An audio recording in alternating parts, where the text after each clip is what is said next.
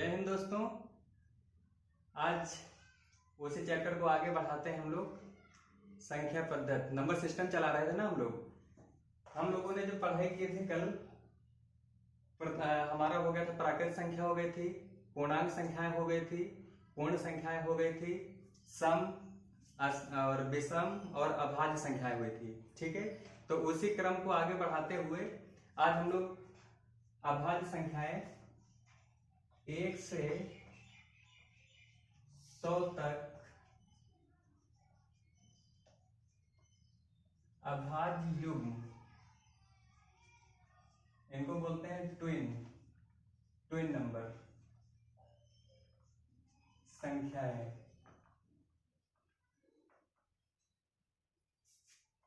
ठीक है, तो 1 से 100 तक अभाज्य युग्म संख्याएं बतानी है। अभाज्य युग्म संख्याएं कौन सी होती हैं?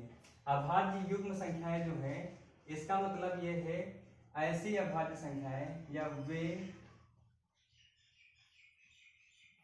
अभाज्य संख्याएं जिनके मध्य या बीच में 2 का अंतर हो। ठीक है, ऐसी अभाज्य संख्याएं जिनके मध्य 2 संख्याओं का अंतर हो। ठीक है, तो कौन कौन सी कितनी हो जाएंगी? तो जब 1 से 100 तक की बात कर रहा है तो इसमें टोटल हमारे पास कितनी संख्याएं हो जाएंगी? 8 हो जाएंगी। 8 ऐसी संख्याएं होंगी, यानी 8 अभाज्य युग्म ऐसे होंगे जिनके मध्य 2 संख्याओं का अंतर होगा। ठीक है, कौन कौन सी हो गई? 3, 5। ठीक है, 3 और 5, 11, 13, 17, 19, 29, 31। ठीक है, ये कितना हो गया? 3, 5, 11, 13, 17, 19, 29, 31। तो इस तरह से आपका चलेगा। ठीक है, ये हो गया आपका 41, 43। कितनी हो गई? 3, 2, 5 संख्याएं। ठीक है, ये हो गई आपकी। और फिर आ जाओ 59, 61, 61। 8 संख्याएं हैं, 6 हो गई हमारे पास।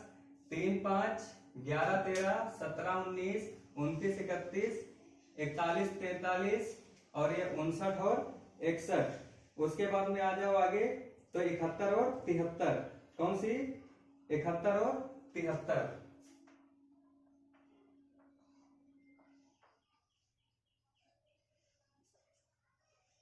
ठीक है, सभी हो गई ना?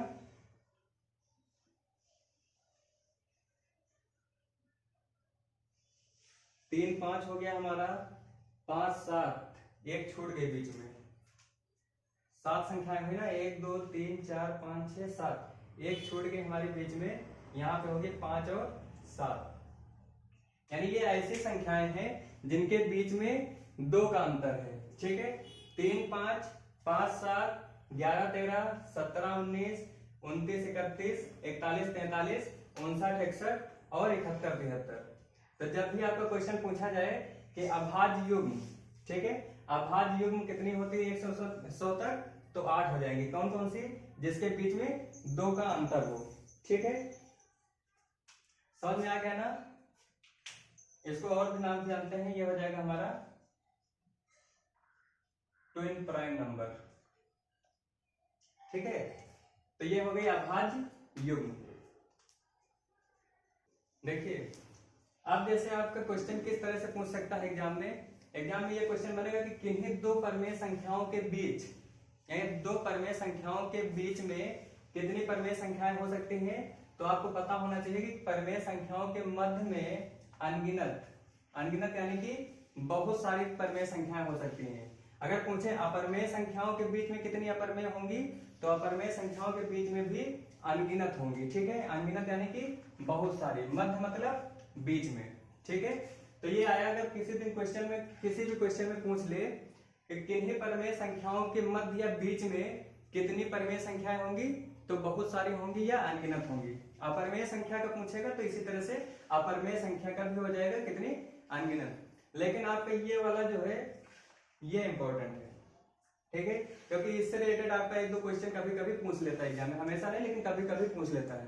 क्या है, किन्हीं दो परिमेय संख्याएं, यानी कोई परिमेय संख्या आपको दे रखा होगा 2, 4, 8, 10 कुछ भी दे रखा होगा, तो इसमें क्या करना है, उनके मध्य केवी परिमेय बताना है। केवी परिमेय तो फार्मूला क्या हो जाएगा आपका, ये फार्मूला हो जाएगा a के प्लस बी बटे में k प्लस 1। जैसे एग्जाम्पल उदाहरण के तौर पे देख लो,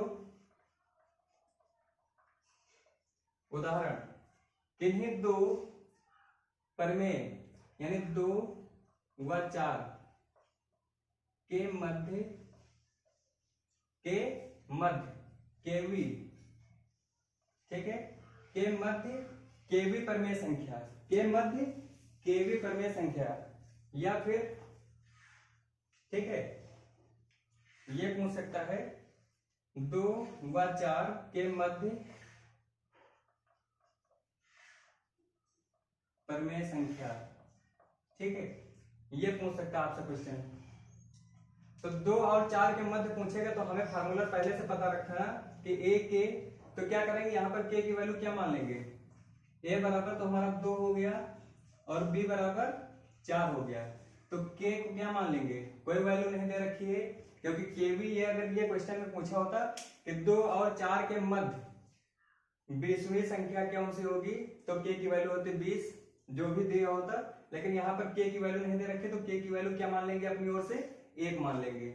आगे इसको सॉल्व कर लेंगे, जब ये इसमें a और k दिया है ना, यानी ये क्या हो गया, गुणनफल आपस में गुणा हो गया, तो a की वैल्यू हो गई 2 और k का 1, फिर प्लस b का कितना हो गया 4, k और k का हो गया 1 प्लस में 1, इसको जोड़ लो।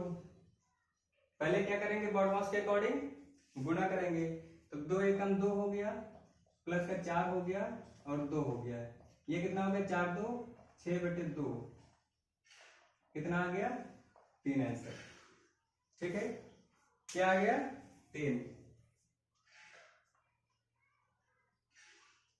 ठीक है,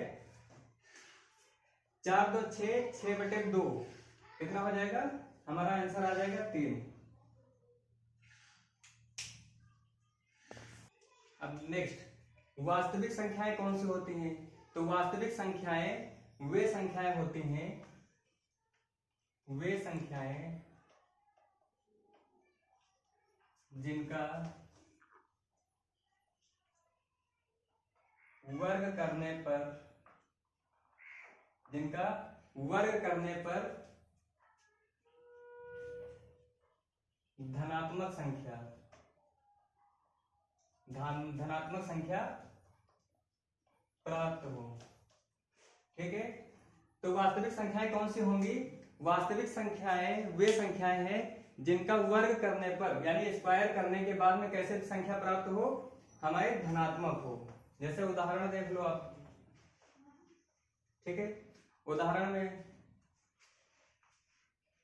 -5, जब -5 का वर्ग करेंगे, ठीक है, तो -5 का जब वर्ग करेंगे तो इसका मतलब क्या हो जाएगा, -5 गुणे -5 गुणे में क्या होता है माइनस माइनस प्लस, तो ये क्या हो गया 25, तो क्या हो गया हमारा क्या प्राप्त हुआ प्लस का, यानी कि जो भी धनात्मक संख्या प्राप्त हो वर्ग करने के बाद में। दूसरा देख लेते हैं, दूसरा हमारा हो गया, दूसरी संख्या आप देख लीजिए -6/7, ठीक है, -6/7। अब इसका भी वर्ग करेंगे, ठीक है, तो माइनस माइनस प्लस, 6 का स्क्वायर हो गया 36, 7 का हो गया 49, ठीक है। इसी तरह से अगर एक और एग्जांपल हम लोग देखें तो क्या हो जाएगा, ये हो गया पहला, ये दूसरा, तीसरा, इसका हम देखें √25, तो इसका जब स्क्वायर करेंगे, इसका जब स्क्वायर करेंगे तो क्या हो जाएगा, रूट हट जाएगा ना, समझ में आया? इसका स्क्वायर करेंगे तो रूट हट जाएगा, तो मान क्या हो जाएगा 25, किस में आ जाएगा प्लस का। तो वास्तविक संख्याएं समझ में आ गई। चलिए अगला नेक्स्ट देखते हैं। ठीक है, वास्तविक संख्या समझ में आ गई। अब काल्पनिक संख्या। काल्पनिक संख्याएं कौन सी होती हैं? वे संख्याएं, ठीक है, वे संख्याएं जिनका वर्ग करने के बाद में या स्क्वायर करने के बाद में क्या होंगी? ऋणात्मक संख्याएं प्राप्त होंगी। कौन सी? वे संख्याएं जिनका वर्ग करने पर ऋणात्मक संख्या प्राप्त हो।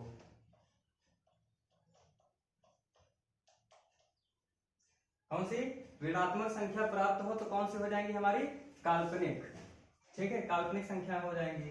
उदाहरण में देखो, उदाहरण में आप लोग देख लीजिए, -5, ठीक है, √-25, √-49, समझ में आया?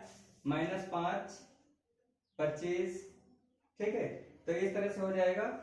यानी कि इसमें माइनस, क्योंकि आपको पता है जब वर्ग करेंगे तो क्या होगा, वर्ग करेंगे तो -5 का अगर रूट लगा है, इसका हम वर्ग करेंगे तो क्या हो जाएगा?